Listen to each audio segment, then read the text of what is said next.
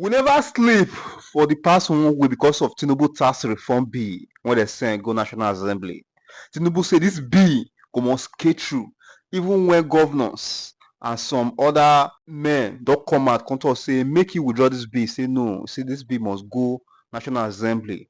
Make they go tackle am. Do you understand? Now make Aludumi won't scatter National Assembly. I mean a Senate floor the other day. President Bola Ahmed Tinubu's plan to reform Nigeria's tax laws got a boost yesterday with Ohaneze Ndigbo, the apex socio-cultural organization from the southeast, joining the southwest, south-south and north-central parts of Nigeria to support the landmark bills expected to significantly alter the existing fiscal framework.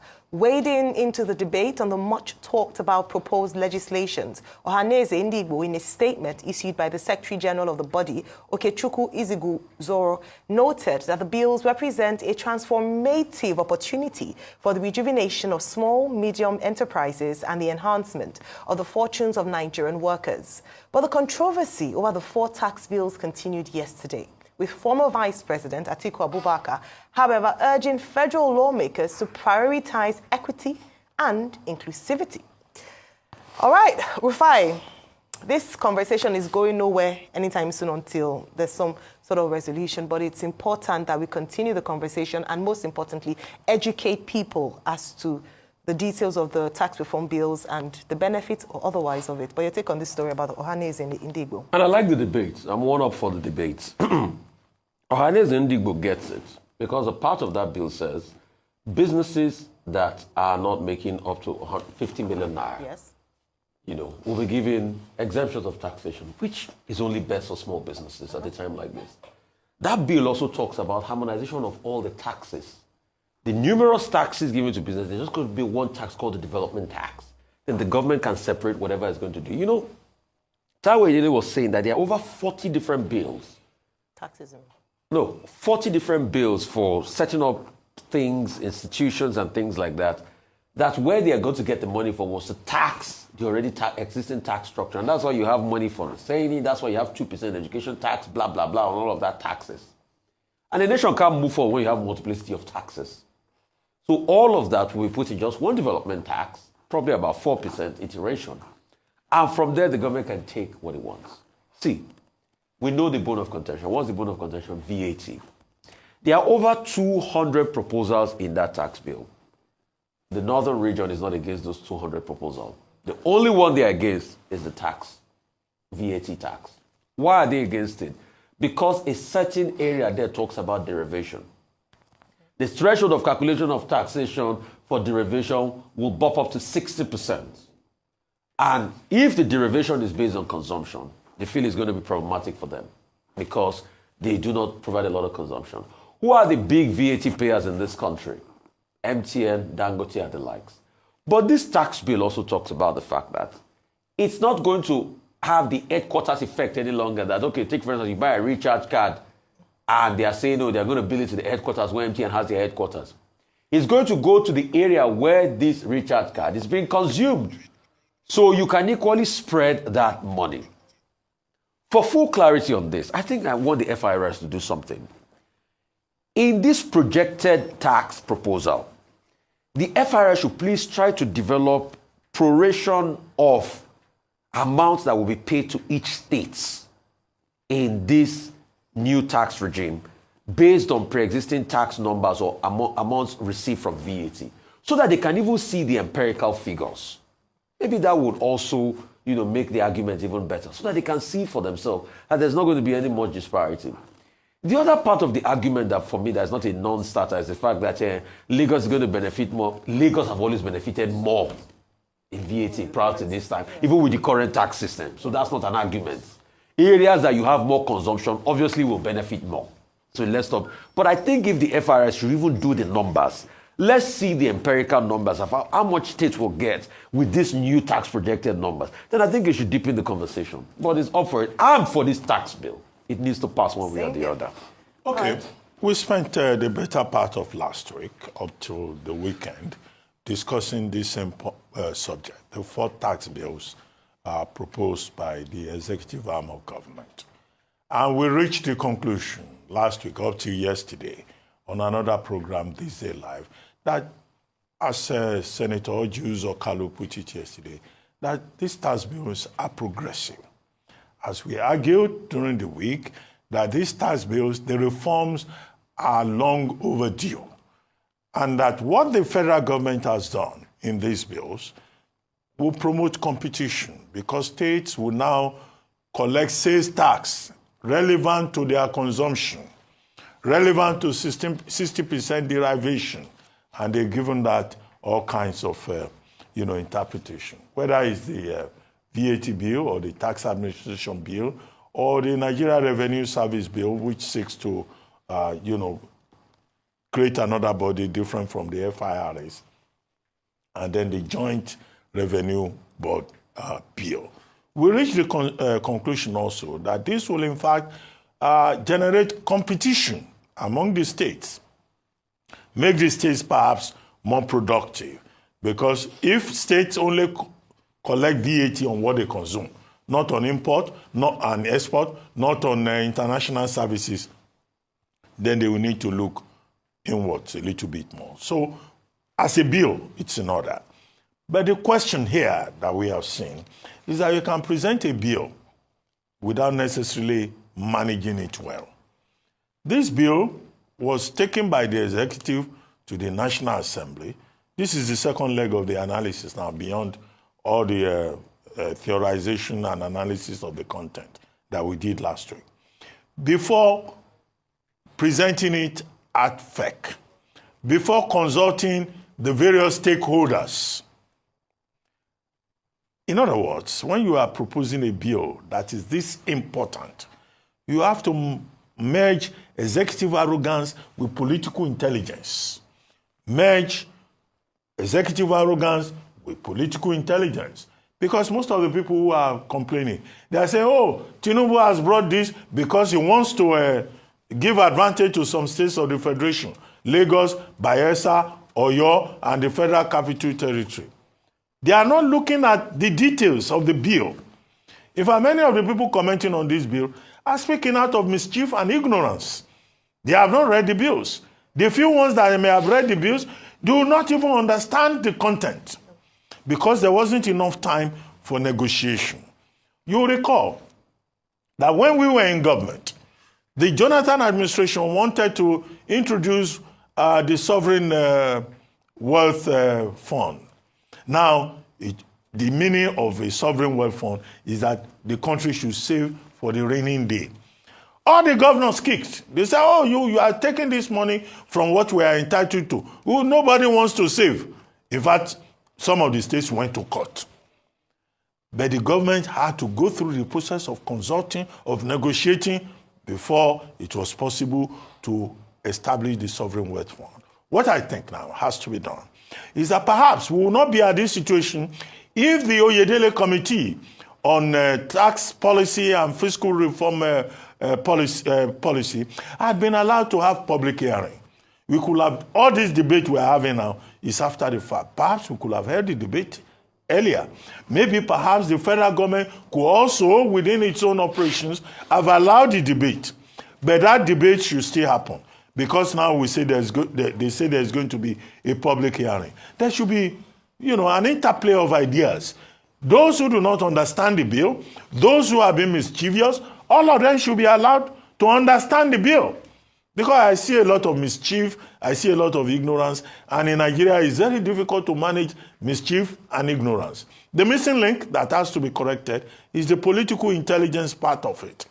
And the bill, when it is submitted to public hearing, there should be no kangaroo exercise. I was telling Senator Ighodalo Kalu yesterday that we have seen situations in this country where they will say, public hearing, they will give notice a day to the event. By the following day, they have passed the bill. And Nigerians will say, what happened? This is an ambush. And nobody should ambush Nigerians.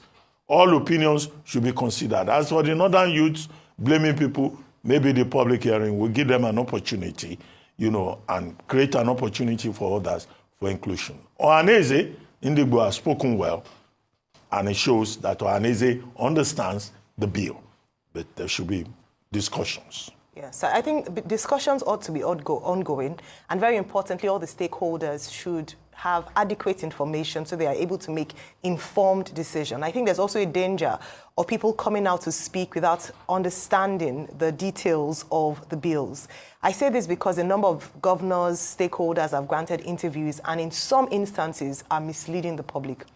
In fairness to the Committee on Fiscal Policy and Tax Reforms headed by Mr. Taiwo Oyedele, which was established last year, June 2023, by the President, they had said in their explainer, and they released a number of explainers, he has done a number of interviews, he has spoken at a number of forums, and he has continuously explained the details of the bills, especially highlighting the benefit of this tax reform bill to Nigerians and Nigeria as a whole.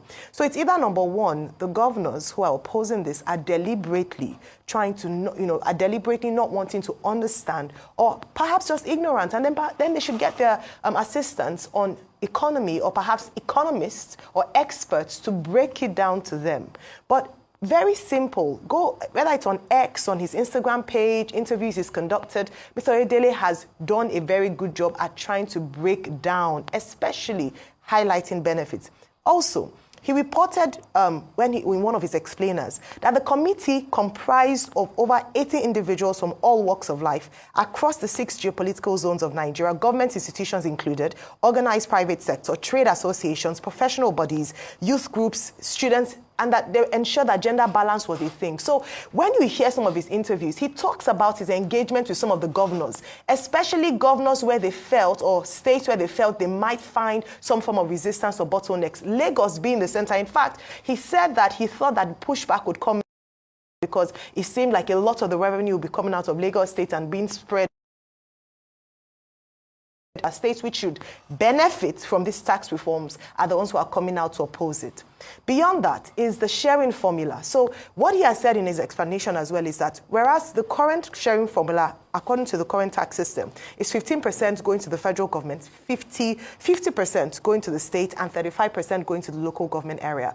In order to cushion the effect of the changes and to ensure that the states have enough buffer to stimulate the economy, generate economic activities in their state, the federal government has agreed to take a 10% share, the state a 55% share, so there's a 5% buffer to cover the period. And he's saying that any responsible state should be able to make gains from this tax reform bills in under 2 years. And then local government continues with 35%. So I know we have a guest coming on later on, but I think it's very important. I've supported this tax reform bill right from the very beginning. I had the opportunity to sit in a session where he gave a presentation and he spelled out clearly.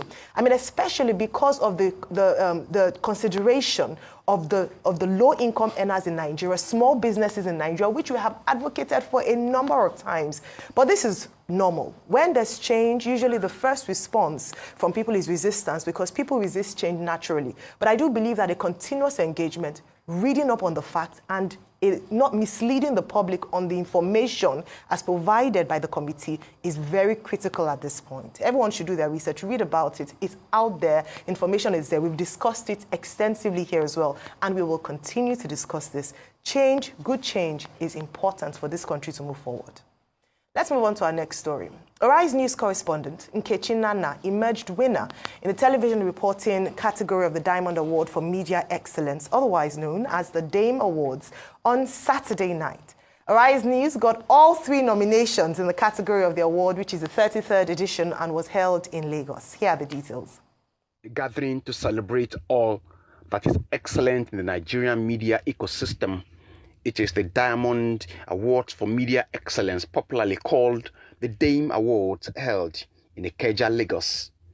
Practicing journalists and even those retired media scholars, media rights and development experts, and of course, the nominees are all joined by family and friends to witness the glamour of the award night, which is in its 33rd edition. We hope to continue to sustain it for as long as the Lord gives us the strength to do so. And we believe that it's made tremendous impact on practice, because people know there is a benchmark that their work should not fall below. And so they look forward to it, and we think in a democracy such as ours, we need that spirit of healthy competition where those who are sure of themselves can step forward, put up their works, and test it against their peers. Straight to business, the announcement for nominees and winners in different categories of the awards kicks off. Please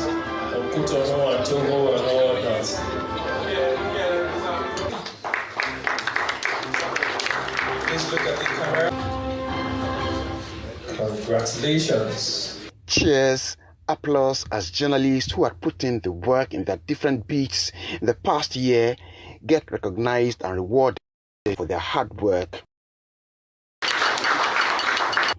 Arise News shines like a million stars on the night as it gets all the 3 final nominations for the television reporting category. You are competing against yourself. Okay. It's going home.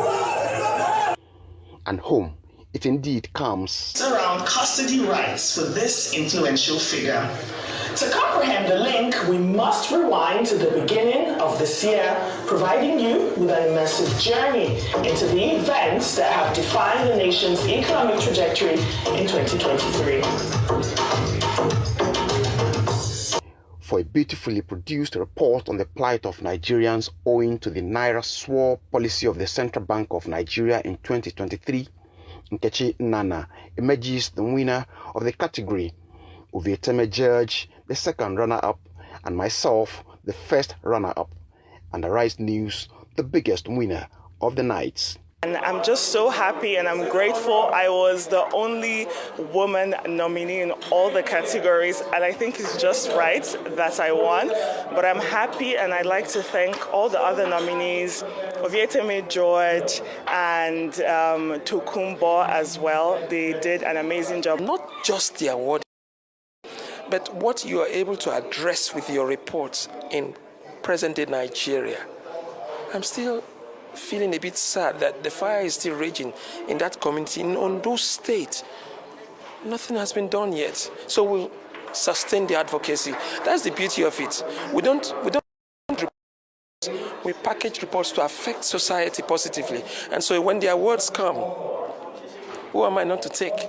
We all take. So it's a beautiful thing. Arise is the winner here. Congratulations to my colleague Nkechi Nana. As Nigeria's and Africa's longest-running media awards, the organizers still promise to continue enhancing professionalism in the Nigerian media space by recognizing and honoring diligence, creativity, and bravery of professionals like Nkechi and the rest of the team at the Arise News channel. Lagos. It's award season, and congratulations to our colleagues Nkechi Nana, Tokumbo Oyetunji, and of course Ovieteme George. Definitely well deserved. I loved what Ovieteme said, that they don't do this work for the accolades or for the awards, is to serve as a platform for change, positive change in society. And I think that's such a powerful way to view things, especially when we talk about with much power comes much responsibility, and being able to use the power they've been given very responsibly. Congratulations, and of course the Arise News. Fine. I mean, very apt. And concerning that fire raging in that community in Ondo, I remember when Ovieteme did that report. In fact, he was so passionate about it that he also recruited a lot of us to be able to amplify. The fact that that fire is not put out now is even more sad on our society. And it's a sad indication of the fact that we need to do something as regards those forgotten communities. And Nkechi's award, too, was for a very good report, you know, the effect of the Naira swap and that on people, because we all know that back and forth that it brought to our society. Really, I think the work of a reporter is just of amplification. They amplify things that society would normally not see. And a platform like Arise only just gives them that capacity to be able to shine, you know, and graces to many more work. And reporting and journalism is very apt in a society where, you know, people don't want good stories being reported. No. And it showed yesterday. I saw the interview with Fisayo, you know, and it showed yesterday. He was an embedded reporter trying to bring out the truth about crude oil theft, which could have saved this country. But the military forces scuttled that themselves. That was a good interview. And they just stopped it. So it speaks volumes. And congratulations to Dame Awards. I mean, I was with Mr. Larry Dowa at another function, I think at the UNICEF function. And it's good that he has kept on doing this all this while, because it's not also easy in a society like this, organizing an award for about that long and having a 33rd edition. Thank you so much. Congratulations. And there are implications.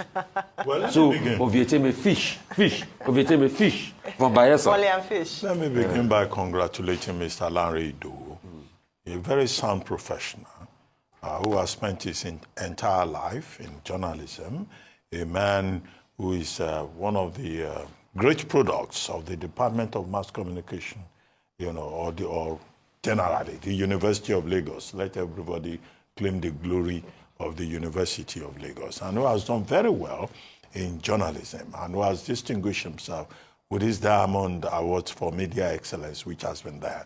I must have about 4 on my shelf somewhere, but he continues to encourage excellence. He also publishes, a journal to go with it, where articles are written focusing on the best in the profession. And he is the only one who has been able to sustain that aspect of it. So it's serious business, and this is a serious award, coming to Nkechi Nana, and recognition for 2 other reporters from Arise News. So I congratulate them.